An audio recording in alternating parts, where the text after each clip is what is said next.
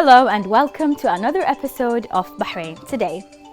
We bring you today many exciting segments starting from flourishing tourism sector here in the kingdom, and we will showcase a young Bahraini artist in addition to a Bahraini athlete who made us all proud by participating in world sport competition. All of that and more right after this.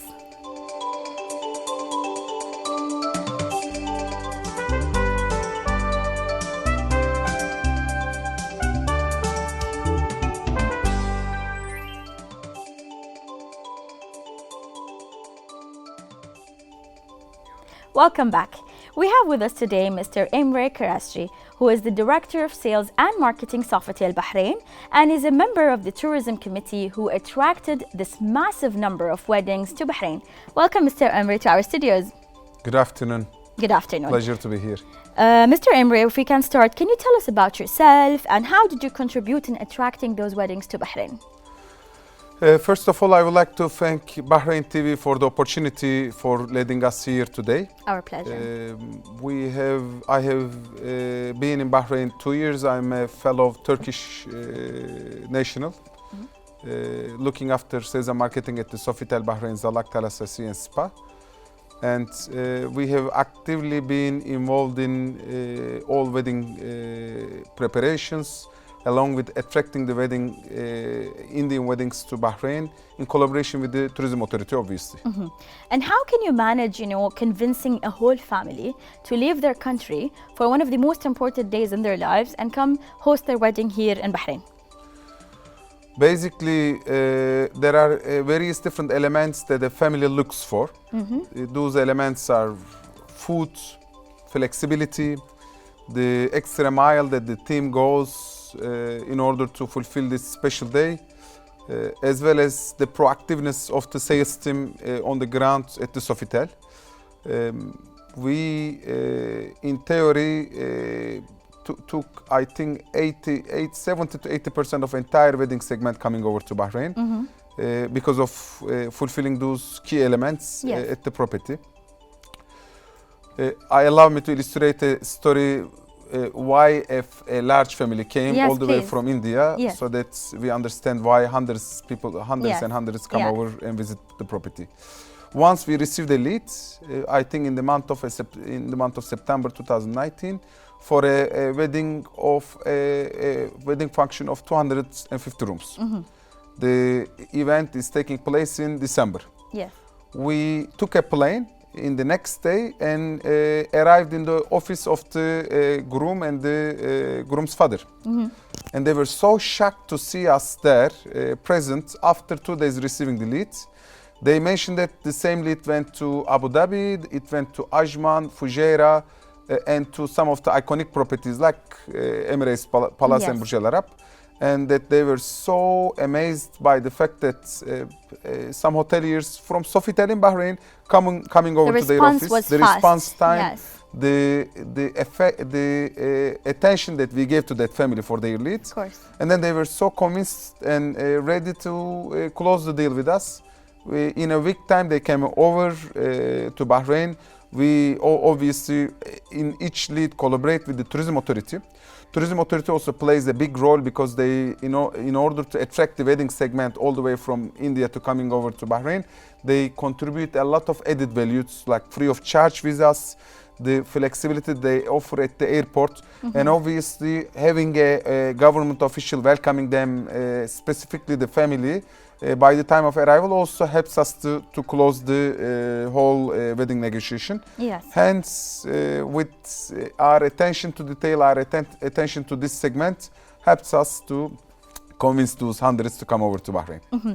And how do you train the staff, to host a full booking at the hotel where you need to, serve the needs of, the families and the friends of the bride and groom? And how do you also deal with other guests that are trying to, come to the hotel? Well, most of the time, a wedding is on full buyout basis, meaning they occupy 250 rooms. Meaning they take the whole inventory along with all the function space, all indoor and outdoor ballrooms, restaurants, the private ballrooms, the restaurants, the large island outside of Sofitel, and the beach is privately for them. Hence, when we have a full buyout wedding, we don't have any problem with the guest that is not a part of the wedding. The staff is trained as per Accor Hotel's training programs. Yes. But we have also a dedicated wedding manager. Okay. We have a dedicated sales team who is looking after India. We have 70% of our culinary team from India. Yes. And we have a number of very talented operation and culinary team members who belong a famous gastronomic family from India called Qureshi family, yes. who used to work in ITC hotels. ITC is a high-profile brand like Sofitel, yes. from India, where they are famous with their food. They have a signature restaurant called Bukhara. You might have find only a number of Bukhara restaurants. Yes. In order to not lose their brand identity, they also give an opportunity. They also name the restaurants as Pashwari. So Bukhara is the top layer, and Pashwari is the same restaurant but in sub cities, not in the main cities. Yes. Each restaurant has a Qureshi chef. It's a very famous family. Imtiaz Qureshi is the signature chef, and at the Sofitel we have the nephew of Imtiaz Qureshi, Mr. Javed Qureshi, who is our executive sous chef, who is looking after the Indian food.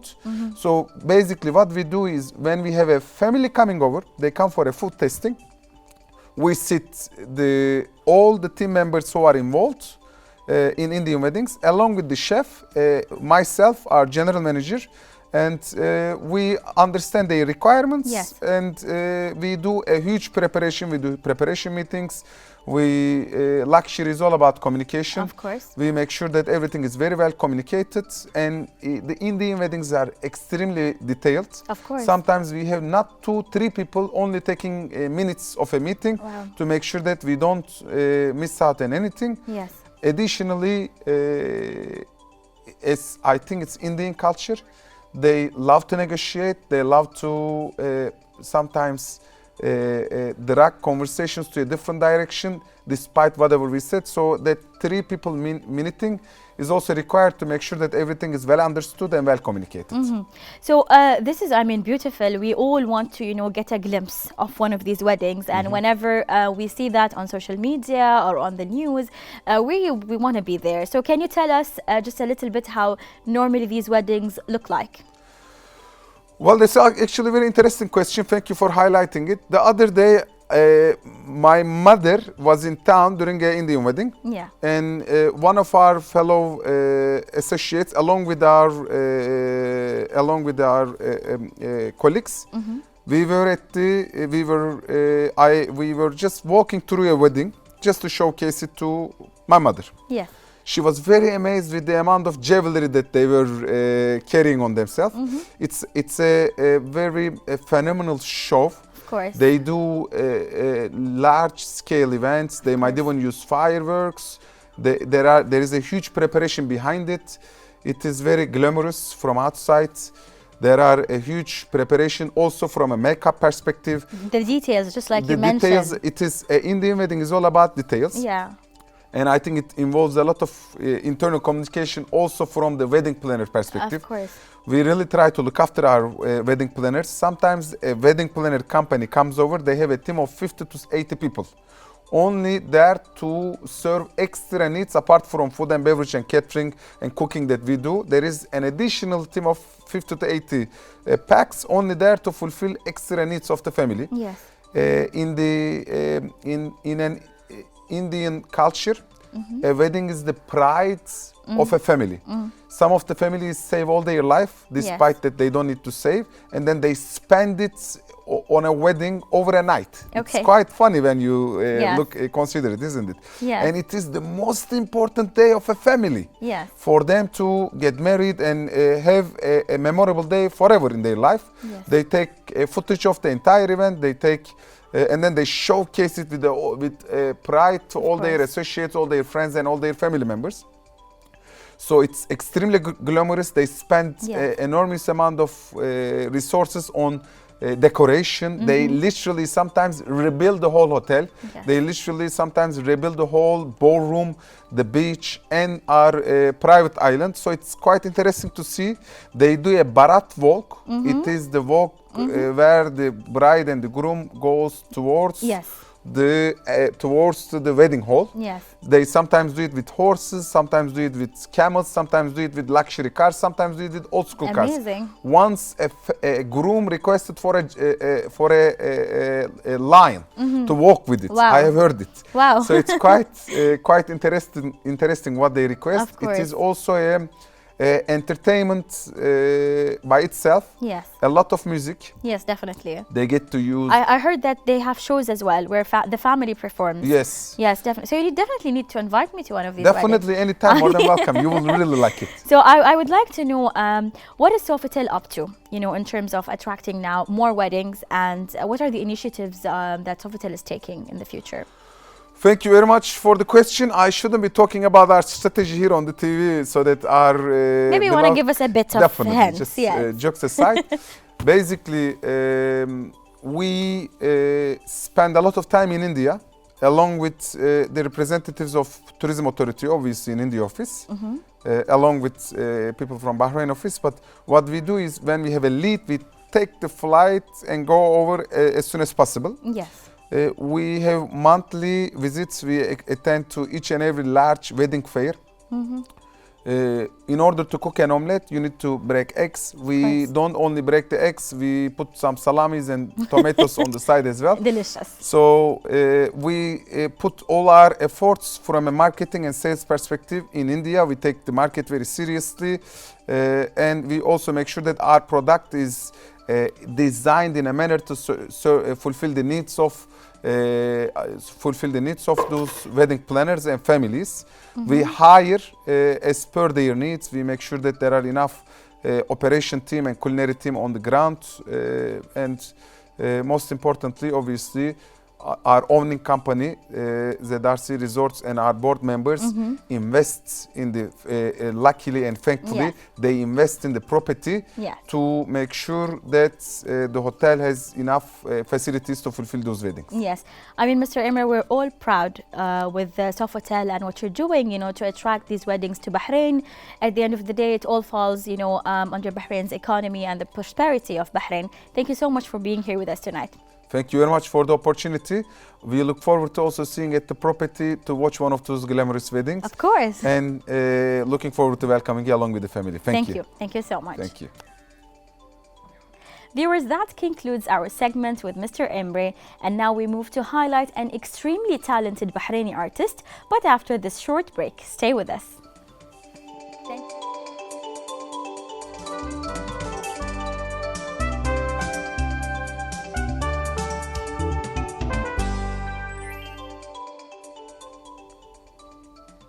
Welcome back. Now we turn to highlight an amazing and talented yet very young Bahraini, Maryam Mahran, an 8-year-old student that has left her artistic touch on an international level. Not only is she an excellent student, but she is also a passionate artist that's heavily invested in her time, sharpen her artistic skills. Let us watch this report.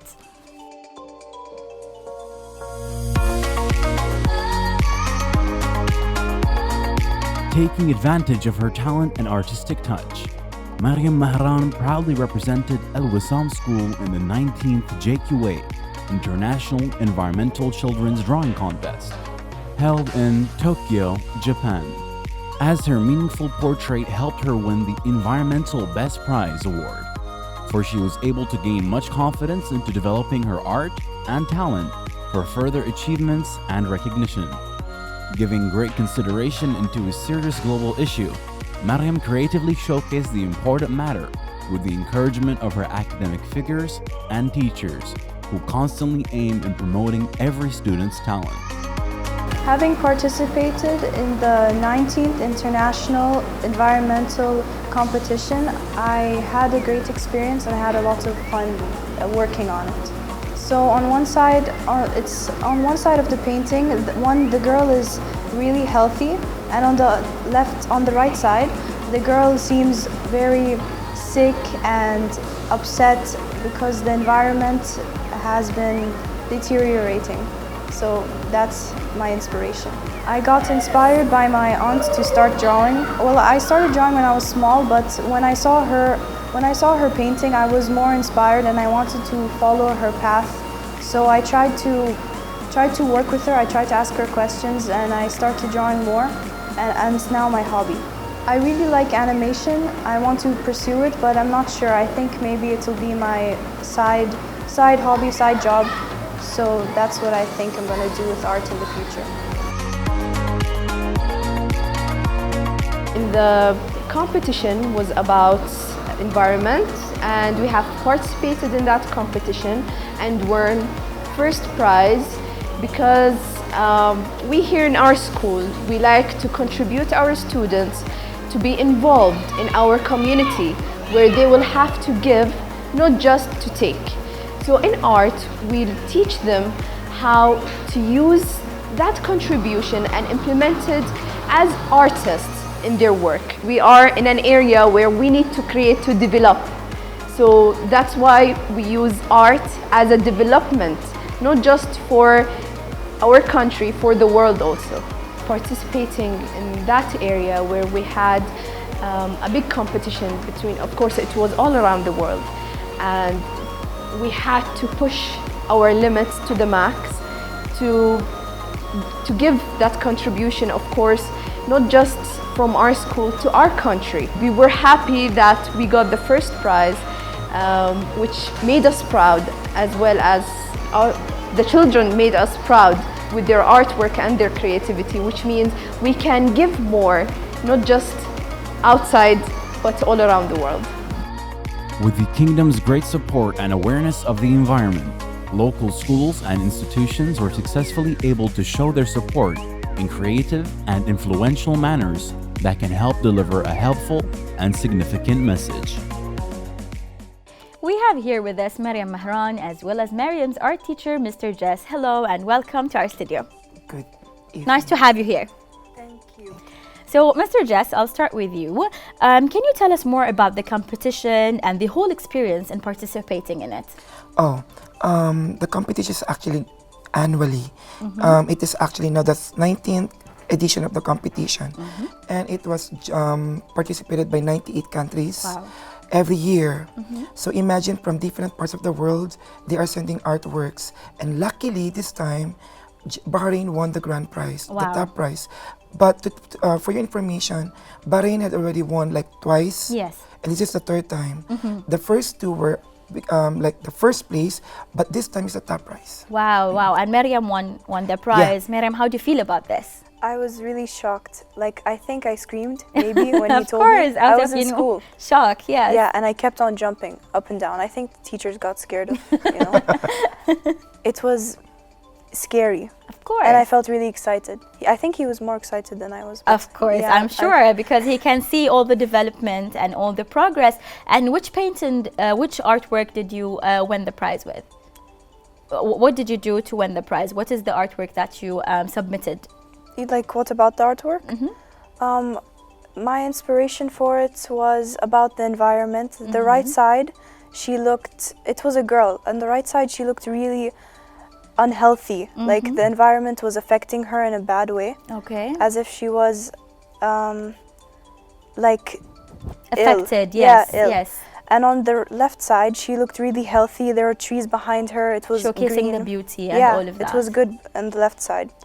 But on the right side, she was getting affected by the So bad not environment. only you presented a beautiful piece, but you were also trying to send a message with your art. I mean, that's really, really inspiring. I want to know, how did you develop your skills? When did you start, when did you say, okay, I'm an artist? 9 years old. I mean, I was drawing when I was small, but when I was 9, I started to really take it seriously. One day I got up and I took my phone, I went to YouTube, and I was searching up tutorials, and I just kept on drawing, like, all day, every day. The only thing I did was drawing, Yes. even in school, which not a good idea. Mr. Jess noticed, of course. And that's when it started. It was kind of hard at first because I was discouraged by looking at it. I was like, this is ugly, you know. But now I'm really proud of what I do. And is it easier for you to convey what you're thinking and what your inspiration is into the art you're presenting? Or does it take time? It takes time. Of course. I think about it, then I draw it, I sketch it, and then I don't like it, then I have to redo it a bunch of times. Until you reach to the final result. It takes and a of while. course you have some drawings and paintings here with you, and we want to show them to the viewers. If you can just point them to camera too. This is one of them. Yes. It is one of my chibi styles, but I was testing, I was experimenting. I'm not sure about it. I'm feeling meh, you know. Okay. And this one I'm really proud of. I did it September, I think. Wow, the details. Yeah, my hand was hurting after that. Of course, because you're focusing on the details. And what's the third one? Oh, the third one, I did it in school. I'm not sure when, last year, I think. Wow. And we had to... And who were you trying to portray in this? I think nobody really. When I look at it, I think of my mom. Okay. But like a while back. Yes. When she was like a teenager. Yes. And that's what I think it looks like. That's beautiful. I mean, Mr. Just, how do you feel about this, where Mariam has gotten so far? Actually, I've been with her like for 4 years. She's one of the talented actually, but I have lots Of students. A lot of Bahraini actually were talented. It's just like they need a platform where they can showcase their talent. How do you help them? How do you help them to discover their talents and develop their skills? Well, basically, since we are in the school base, we had like weekly art projects wherein I taught them like the basic, the theories. After that, with the integration of the personal character on it, like the values and the 21st century skills. So during that time, you can see the development from step 1 until they reach the final artwork, wherein you will be amazed, like starting from the scratch and then from the outcome.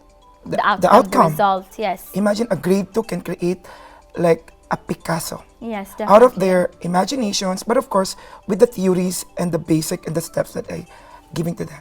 Mariam, all of Bahrain is proud of you, of course, for carrying its name at an international level. And I want to know, who is your biggest supporter, throughout the journey? My mother, when I came home and I told her, she was as excited as I was. She was really happy for me, and she started to give me like a speech. Yes.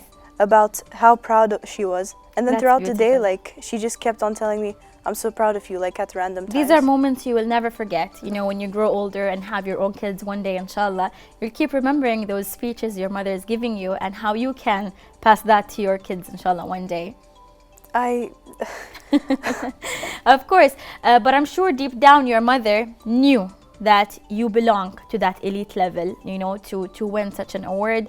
But I want to know, what are you planning next for your art? Where do you want to take this? Do you want to study it in college, or what do you want to do? I really want to animate. I want to create games with my art, like design. Wow. I want to have it as a hobby too, like on the side. But I'm not really sure what's going to happen. I really want to go to an art school, but I feel like they should put more focus on art. Yes. In schools. Definitely. Like, they don't really support it that much. When in 2 of the schools I went to, they don't have a lot of So that's a art. message that you want to send, that the art needs to have more focus, whether it's at home or really at important. school. I really believe that it helps you know your personality, and it brings out your emotions. Mr. Jess, do you have any advice for the parents who are watching us when it comes, or even teachers who are watching us? Well, I've been in the industry, like in the education field, like in the visual arts education, for almost 20 years.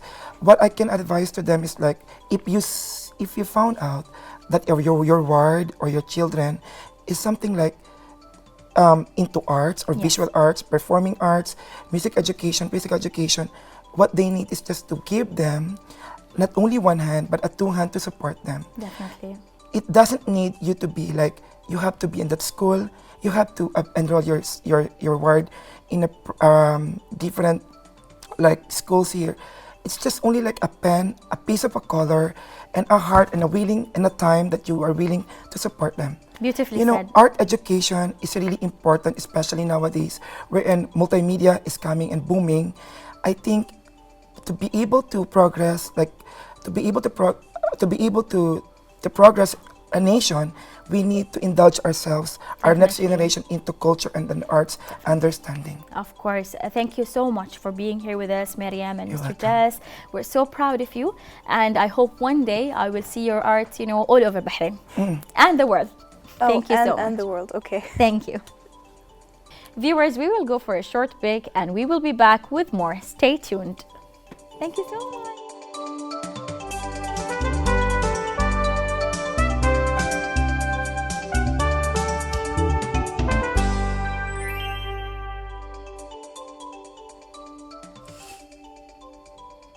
Welcome back. The Kingdom of Bahrain is well known for its support to sports of all its different genres and fields. Our guest today is not a regular athlete. He has represented our dear country in several competitions in Bahrain and abroad. And more recently, he has taken part in Arnold Classic Europe Pro Show. We of course are talking about the beast Mahmoud Al Maghribi.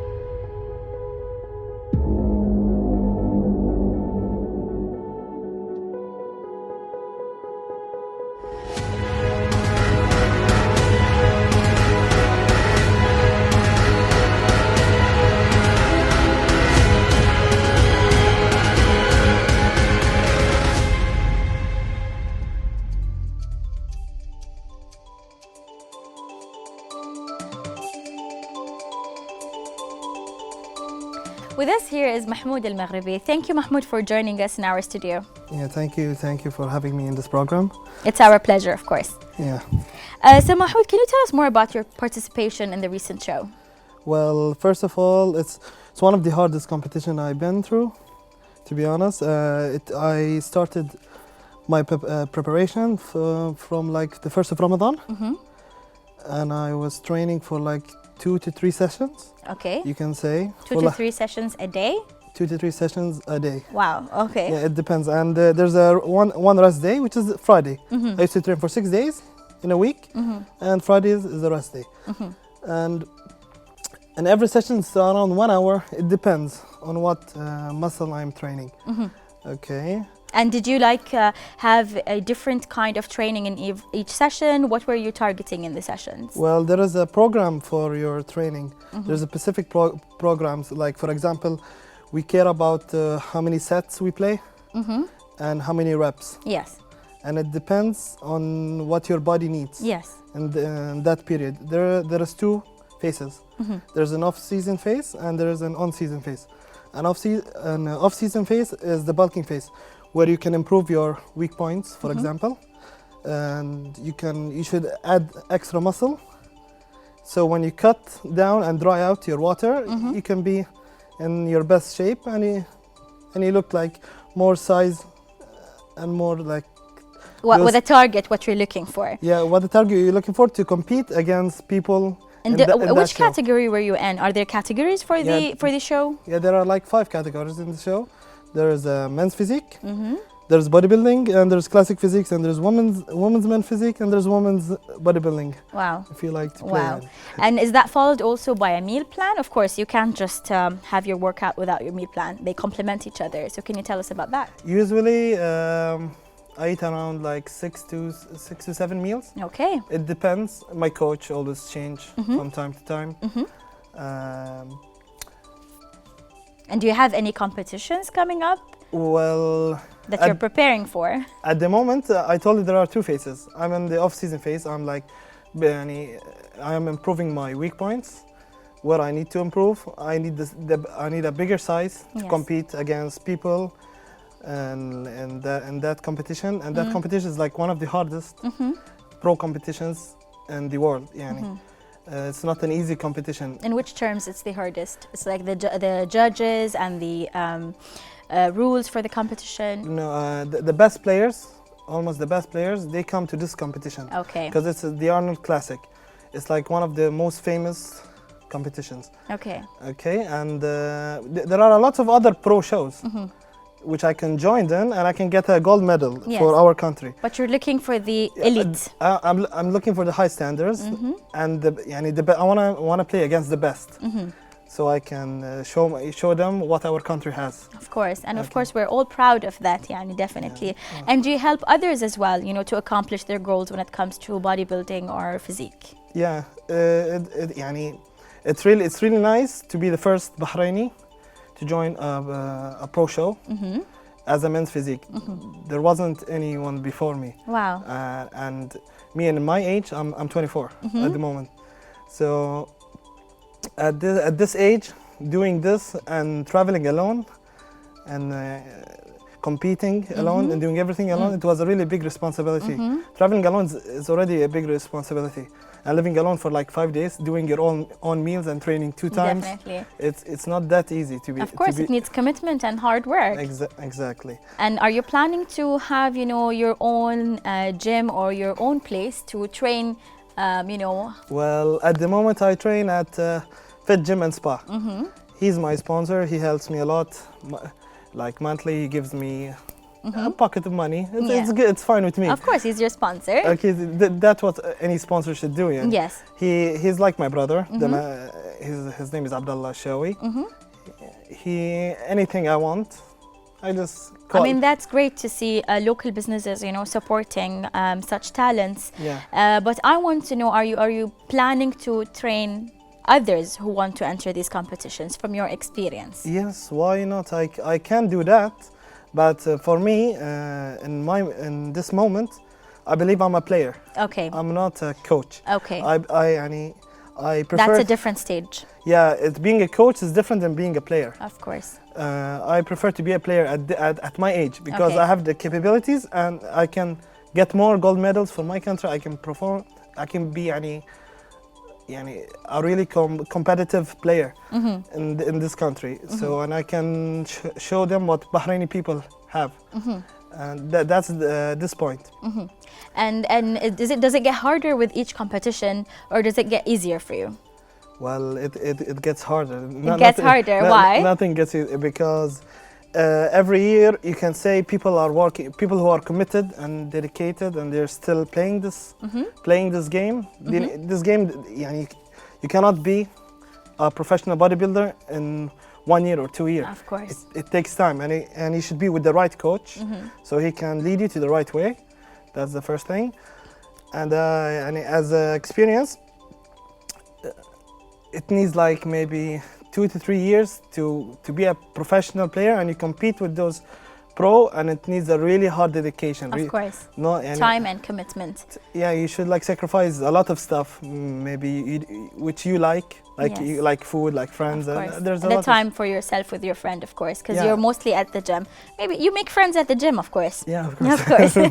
So can you tell me about the healthy food business that you're planning to open? Well, I'm gonna open my healthy restaurant soon. It's we do healthy meal plans. We do. Will you have keto as well? Keto diet. We can do that. We can do that. Okay, cool. And we will have a dine-in if people want to eat in, and I can support them, but with my own experience. Yes. To let them reach their own goals, what they like. Do you want to gain weight? Do you want to lose weight? Do you want to maintain weight? And they can just contact me directly. Yes. With the food, and I will just get him in his best shape. And yeah, pretty much that's it. And what do you hope for? What do I hope as for? Mahmoud? Well, first of all, I want to thank His Highness Sheikh Nasser and His Highness Sheikh Khalid, because they are the first people who support us in this sport and all of the sports. Major pillar of sports in Bahrain. Exactly. So what I hope to be considered from His Highness to get so I can be in a better package, so I can perform more, get more gold medals, and be in my best shape, so I can get what Our Highness really wants to our country. Yeah, pretty much that's it. Yeah. Thank you. Thank you, Mahmoud, for being here with us. Thank you. It's a pleasure to be here. Same here. Thank you.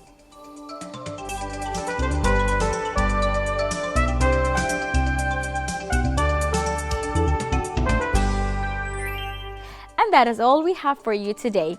We hope that our coverage gave you ideas for wedding destinations here on our island, especially with beautiful creators of art such as the young Maryam Mehran with her influential portrait. Mahmoud the Beast Al Maghribi wowed us today not just with his discipline but also with his character. Don't forget to leave your inquiries and suggestions on social media account mentioned on the screen. Thank you for watching and see you tomorrow in another episode of Bahrain Today. I'm Fatma Al-Bastigi. Bye-bye.